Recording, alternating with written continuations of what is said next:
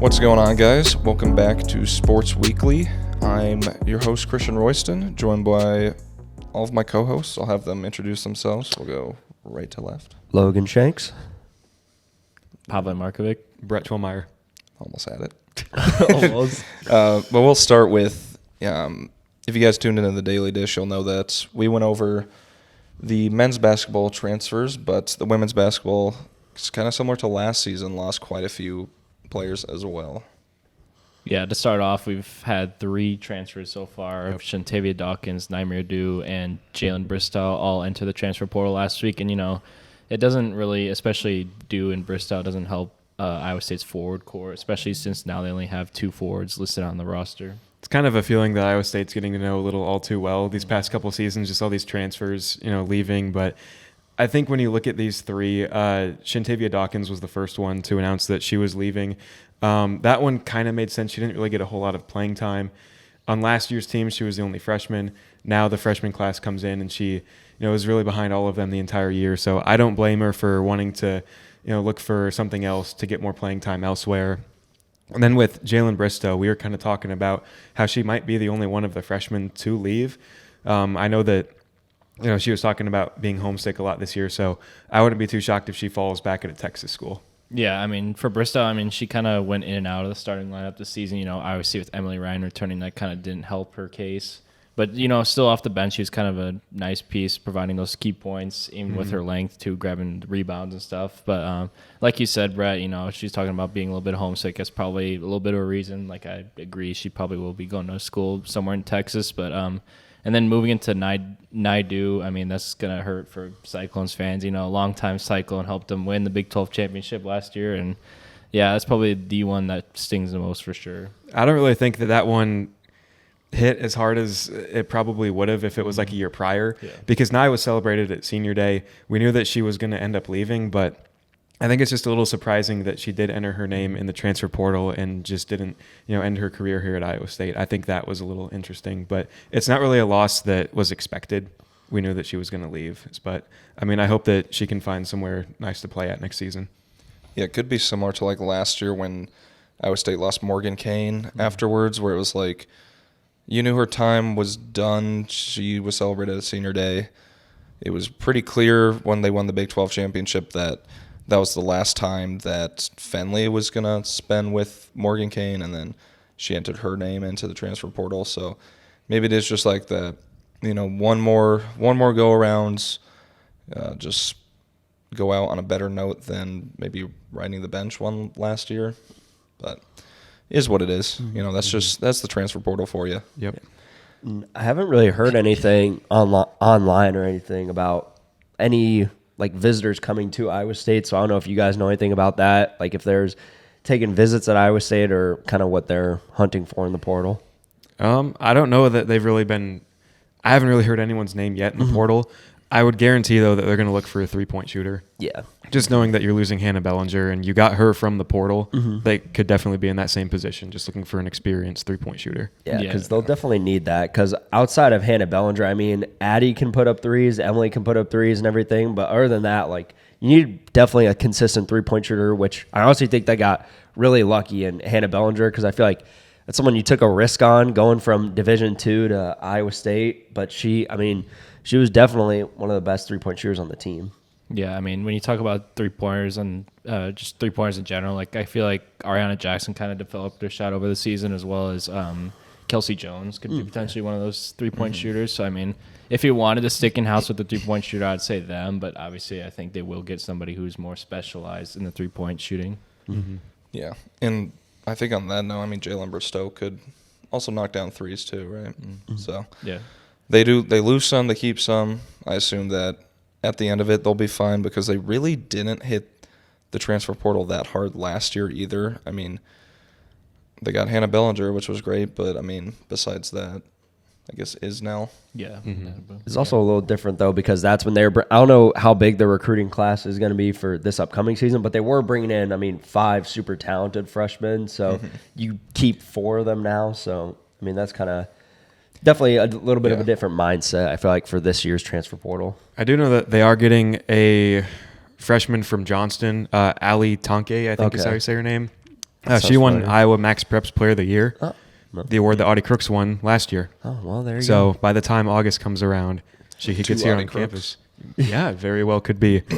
I mean, yeah, I think somehow Bill just always finds himself in a good spot at the beginning of the season. Even last season when we're like, okay, we don't know how the freshmen are going to be. I think he was still like, yeah, I'm in a good spot. And the fact that he's able to find this talent in the state too. You know, Audie Crooks, That's Ariana true. Jackson, and now Tonke from Johnston, another in-state player.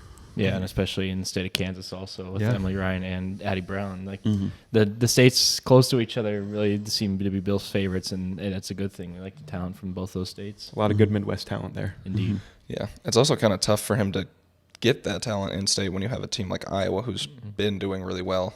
Yeah. You would think that maybe they'd sneak some of the recruits up, but I think something about just the Iowa State program that he's built up is just seems pretty attractive for freshmen coming in. Got to be the culture. And I know that a lot of them, the freshmen this year, have talked about just playing in front of the fans. The fans are a big part of why they like it here. They know that there's going to be people watching them, supporting them throughout the season.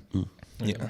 Because, I mean, yeah, Iowa's on the rise now, but Iowa State has historically, over like the last, 2 decades at least, has consistently been like top of the nation in attendance, fan turnout, fan retention, stuff like that. Yeah, and I know they led the Big 12 this year in fan attendance, and you just know the Hilton crowd's going to show up for even men's and women's. Like, they're a very dedicated fan base, and this is why, like you said, a lot of freshmen want to come here to play in front of these great fans every night.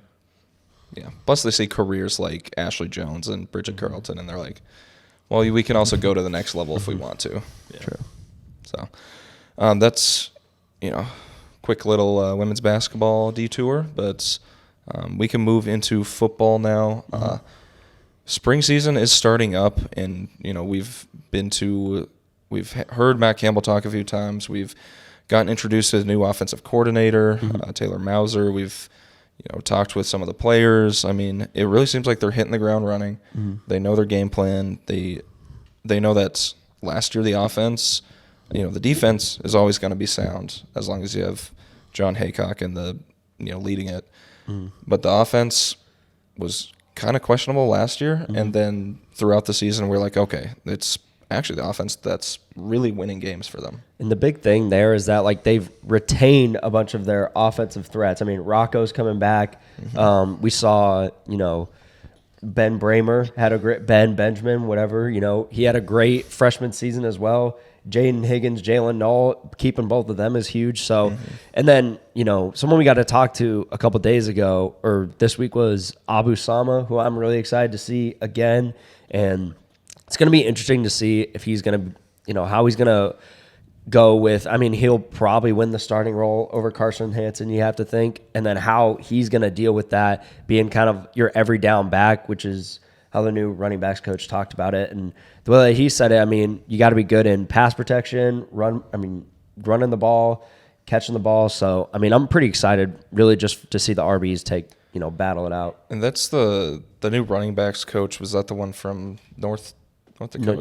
Yep. Yeah, I mean, he was pretty good there, and Iowa State moved some pieces around because Shieldhouse went off to the NFL, and I think the coaching staff is, they always seem confident, but I think they're a little more confident this year that they'll be able to really keep the right pace.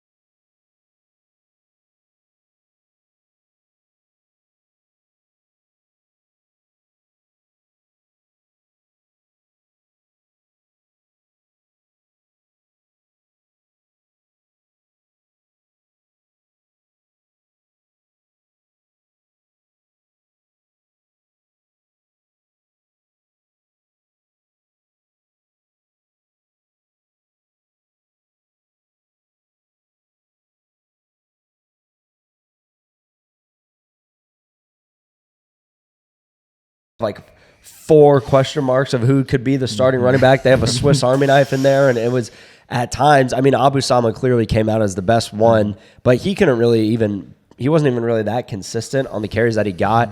You got guys like Cartavius Norton, Eli Sanders, who I thought both of them were, in store for a breakout season, but it's just not what happened. So they need to develop the run game for sure. Don't even get me started on the last preseason, because I think I was the one that wrote that the running backs would save the offense. I had really high hopes in Cartavius Norton, Eli Sanders. I mean, I was right about Abu, but I mean, we only really saw him go off 3 games.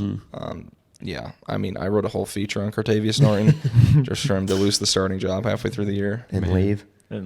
Yeah. I guess it is what it is. That's kind of the turnover. I mean, transfers will come in and out. I mean, speaking of the transfers, I think you talk about them retaining a lot of the offense. They also gained a really good receiver out of the portal from Army. And, I mean, him alongside Jaden Higgins, Jalen Knoll, you got Daniel Jackson. Daniel Jackson's the one that stayed. That's right. And then Benny Nagoye, who we saw in the Memphis game. I mean, that was probably one of the best catches of the year. Oh, it was phenomenal. But I think Isaiah Alston, the big thing for him will definitely be health, because I'm pretty sure he was hurt last season at Army, and did he only play 1 game, or was it like 2 or 3 games? I want to say at the end of the year. Yeah, so that's going to be the big thing.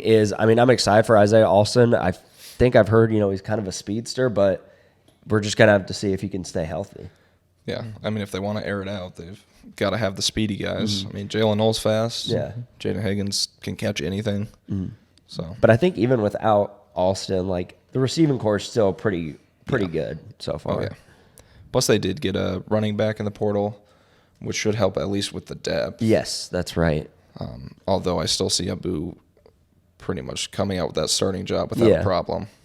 Yeah, and I think the great thing about Carson Hansen is, when I was talking to him, the more I thought about him, like, he actually, he had a decent amount of catches this year too, and he's also probably the best in pass protection too. So you're definitely going to need that if the plan is to start airing it out. That's true. You do have to protect the quarterback. And I mean, we can talk about Rocco Becht. I mean, he surprised me last year. He's going to be another year of experience in. He's going to be clearly the starter. I mean, really, I see a pretty bright future for him. Yeah, me too. I mean, he got better as the year went on. I know there were a couple head-scratching moments for us at the beginning of the year, especially in the Iowa game, but, I mean, he's shown his ability to air it out, got really consistent, and it all really just came together in that Memphis game. I mean, it just sucks that one of his best games of the year comes down to a game where, I mean, you just have to keep up with Memphis, who was scoring on pretty much every possession. And I remember I went back and looked at actually the Oklahoma game too, and outside of an interception, he had a really good game there too, and you really saw the explosiveness of Jalen Nolan, Jaden Higgins, and I think the bond that they all have that we've kind of gotten, last season we kind of heard about, that's just going to make this team even better. Oh, yeah. And I mean,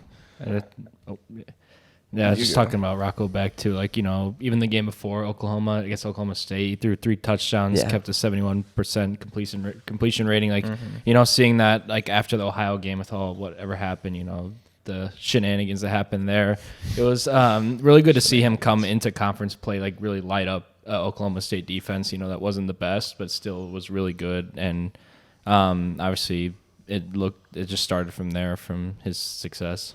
I think a lot of what gets swept under the rug about Rocco is he broke the Iowa State freshman record for completions, touchdowns, and passing yards. Yeah. And we know that Brock Purdy did really well as a freshman.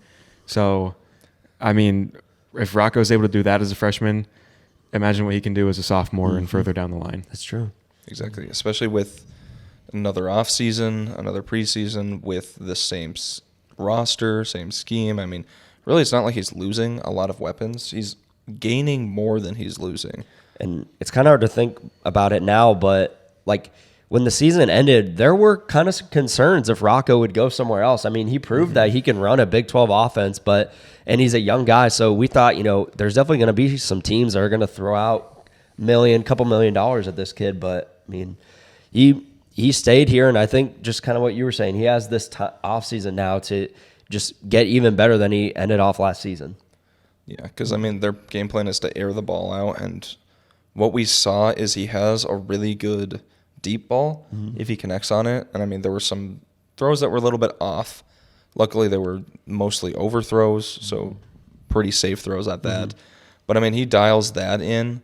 He dials in his, gets faster on decision-making. I mean, he could honestly lead the Big 12 in a lot of stats. Yeah, and I was talking about, too, like even 2 seasons ago when he was thrust into that TCU game where it didn't obviously turn out. He threw a pick, but, like, even, like, going into the season, you thought we didn't know because Purdy's leaving, and still, like, he's seeing him succeed, and, like, what you guys talk about his traits. Like, I think he has the potential to be one of the best quarterbacks in the Big 12, and I'm really excited to see what he brings to this team this season. For sure. And I mean, this is going to be a big year for Big 12 schools because you have, Texas and Oklahoma leaving. Those were obviously kind of the top dogs, and you got a couple more teams coming in. This is really going to be the year where we find out who are going to be the new top dogs in the Big 12. And I think Iowa State definitely has the capability of being that team. It could definitely fluctuate year to year. I mean, there's a ton of talent that's already there. You look at Iowa State, Oklahoma State, Kansas State, and then you're bringing in these Pac-12 schools.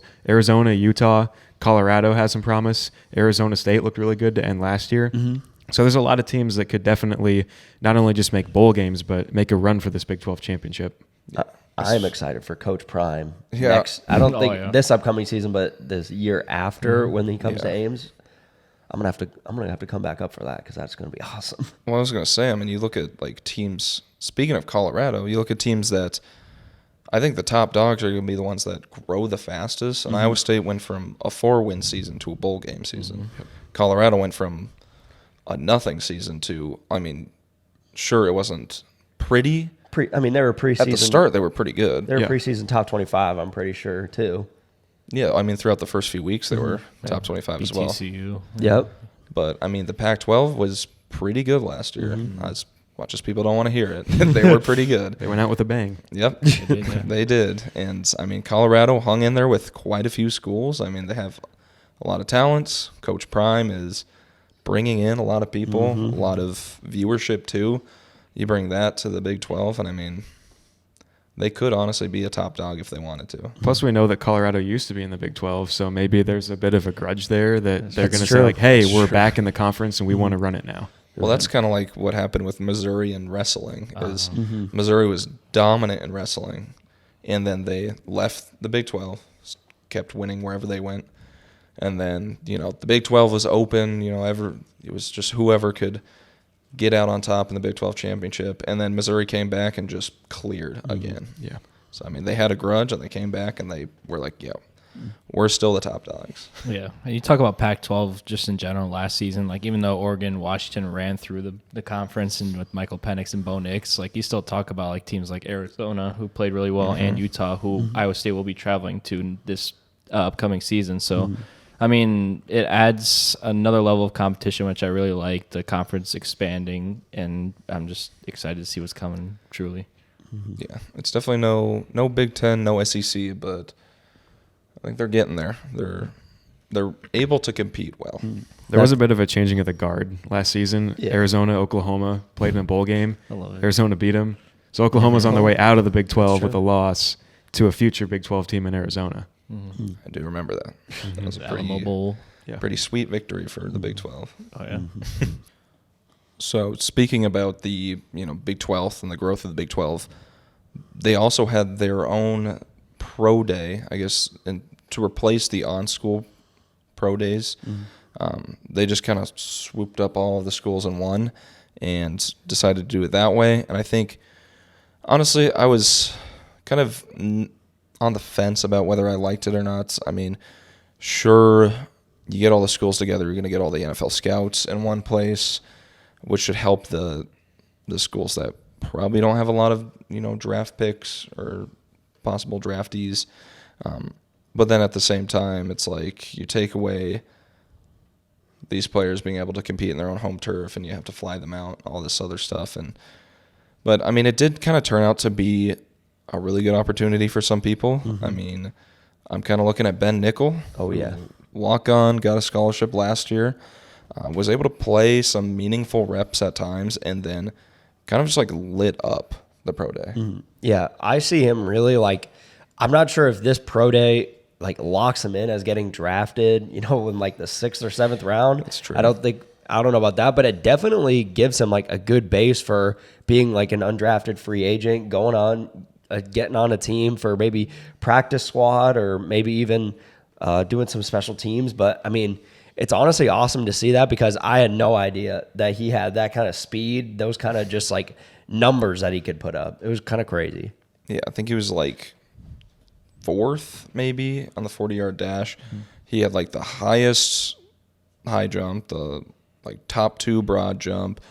Really, he was faster than TJ Tampa on the 3-cone shuttle. I mean, he was just faster than Dimitri Stanley overall. I mean, he has just like athleticism, which I mean, I assumed he had as a corner, but I was like kind of blown away because I was like, oh, he like is actually one of the most athletic people coming out of the Big 12. Yeah, and I mean, you were talking about his speed, all the numbers, just beating guys out like that. I mean, that's definitely what kind of puts him on the borderline of being someone that gets onto a team or whatnot. And I think, I mean, I don't really know him too well, obviously, but with him having that background of being a walk-on, getting a scholarship, that definitely builds up kind of your confidence and like your work ethic for sure. So, I mean, it's going to be exciting. I didn't know that I would have to see if Ben Nichols' name comes up or, Roger Goodell comes out and says Ben Nichols has been drafted or whatnot. Yeah. And another guy you talk about who really excelled at the Big 12 Pro Day was Chase Contreras. I mean, he went perfect from the field goals, made all 10 of his attempts. And, for him, last year for Iowa State, who was like desperately in need for a kicker, he really came in and dominated. I mean, he made 80% of his kicks, and like, I would like to also see his name called, but I doubt it for him being a kicker. And like, there's probably some other names out there that are probably going to be higher on that list. But I think he could really be an underrated kicker for an NFL team one day. Yeah, he could be a guy that makes a roster. I mean, we know how spotty NFL kickers are sometimes. So the fact that he went perfect, he could definitely make a roster somewhere. For sure. And I mean, definitely like the really only guy that I was looking out for was TJ Tampa. But with those guys coming in, I think Gary Vaughn was there too. There was a couple other, I think, was Easton Dean there as well. So I think Dimitri Stanley was there. Yeah, Dimitri Stanley. So you're kind of just looking out for the guy, or their other teams are looking out for guys like that are just kind of putting up numbers they don't really know very well. So, I mean, Chase Contreras, probably not going to go drafted. A bunch of these guys probably won't get drafted, but it'll definitely get them on a team for sure. Yeah, and I mean, the one guy that we look at who will get drafted, I know this is kind of a down year for Iowa State players going to the NFL because the last few years we've been like, maybe these players will, we at least have a handful of players that are going to get drafted. But, we still kind of have a player that we're like, is he going to crack the first round? Will his name get called on day one? I mean, TJ Tampa has kind of made his case to be a day one guy. Yeah, I mean, when I look at the draft order specifically, I feel like teams like the Niners or the Chiefs could really use Tampa's services. But then again, there's other guys like Quinion Mitchell from Toledo who's getting really scouted high as a corner, and even Cooper DeHaan from Iowa, even though he is coming off a torn ACL, is getting scouted higher than TJ. So, I mean, I think he could end up being a day one pick, but I realistically think he'll be an early day 2 pick. This is kind of the same talks we were having about Will McDonald, who got taken, I mean, Was it 15? Yeah, 15, which to my Jets. To the Jets, I mean, little bit high on him. It was only one season, and that's a loaded defensive line, but that's besides the point. TJ, I feel like definitely is probably at most like a late first round, but at the very least, second round for sure. Yeah, and I mean, corners in the draft are pretty highly sought after.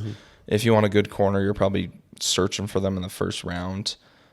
So, I mean, sure, there's like a lot of names above them, but there could also be a lot of corners drafted early on. I mean, it's not like it's a weak corner class.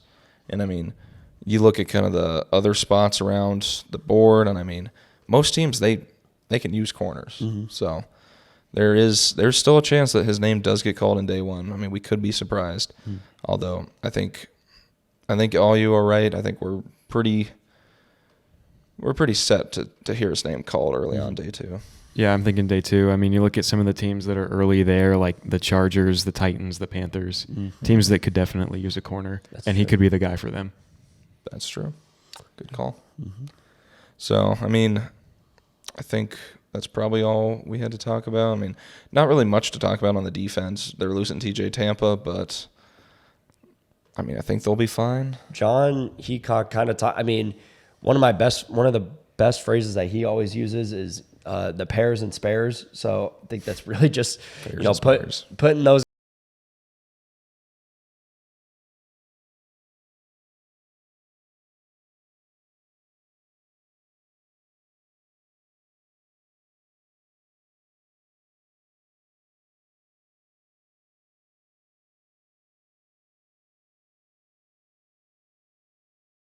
Okay, this freshman out here not really doing much, but he got better as the year went on. And then Jameson Patton as well got a little bit better. So, where Iowa State does do really well at still having that depth when they lose a big piece. I mean, look at the defensive line. They still did pretty well this year after losing Will McDonald. Yeah, they definitely have 4 sacks at a high percentage, but I mean, they were able to stop the run pretty well, which is really all you can ask for. I mean, and this year they're keeping everybody on the defensive line. I mean, really don't see a lot of step backs for the defense, especially with that new edge coming in. Yeah, I feel like the only thing that's really waning is that kind of veteran presence with TJ Tampa and Gary Vaughn leaving, but still, I still, like you said, Logan, like Jeremiah Cooper potentially being that number one guy in the corner position really interests me, because you saw him obviously with his ball hawking skills last season, but for him to really take that step now to be really a lockdown corner along with keeping his ball hawk skills could really help him get noticed more, not just in the Big 12, but just in the country as well. Yeah. And I didn't even mention friend of the pod, Malik Verdun, who also is returning. And while he's coming back from an injury, we still saw some solid spots from him as well. So I feel like for the most part on the defensive side, it's less about kind of having the guy and really just having a solid group, which I think, everyone seems to have bought into at this point, especially in the linebacker room as well, who, they've got guys like Jack Sadowski, a young guy who kind of proved his way onto the field more, and Caleb Bacon, who likely, is probably the best cover linebacker for Iowa State and really showed up a lot for them last year. But I know their new linebackers coach, I talked to him, and he said, like, when I asked him about the leadership, especially with Gary Vaughn being gone, he's kind of went by as leadership by committee. And you said guys like Caleb Bacon and even Will McLaughlin, too, have been really stepping up and helping out this linebacker room that's lost a big piece in Vaughn. So I know with this new linebackers coach, too, coming back from North Texas, I really like his style. I think he should be able to really elevate this linebacker room this year. Yeah, so I don't really see any step backs for this group, which is kind of par for the course for John. I mean, he tends to do well with turnover and just keep the defense rolling as it should be. I mean, over the last few years, it really has been the defense that's just been that, like, really good base, really good structure for every game. Yeah, and I wouldn't be surprised if this is another year where they're still talked about one of the best defenses in the Big 12. I mean, John does a really good job at it from pretty much every level, and especially now that you have more seasoned guys like Jeremiah Cooper, Malik Verdun, Bo Freeler, who have proven that they can force the turnovers and get interceptions and whatnot, which was a problem that they had 2 seasons ago. Oh yeah. So I mean, I think that's all we got for you guys today. Thanks for tuning in. We will be back soon, I assume, with some more sports talk for you guys. Sports Weekly. So thanks for watching. See you guys later.